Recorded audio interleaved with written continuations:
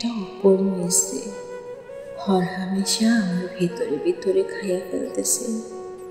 পৃথিবীর অপার মধ্যতা আমার নাকের ডগায় পয়সা নোংরা নর্দমার মতো একটা পচা গন্ধ ছড়াইতেছে। মাছেরা হাঁসফাঁস করতেছে, নদী শুকাইয়া উঠতেছে, ফসলের মাঠ ফাইটা সৌসির হইতেছে, না খাইতে পাইয়া মানুষ মরতেছে। আমি সব মাইনা নিতে পারতেছি, সব, কিন্তু আমাদের আলাদা হইয়া যাওয়া কিছুতেই মাইনা নিতে পারতেছি না। এমনটা হওয়ার কথা ছিল না।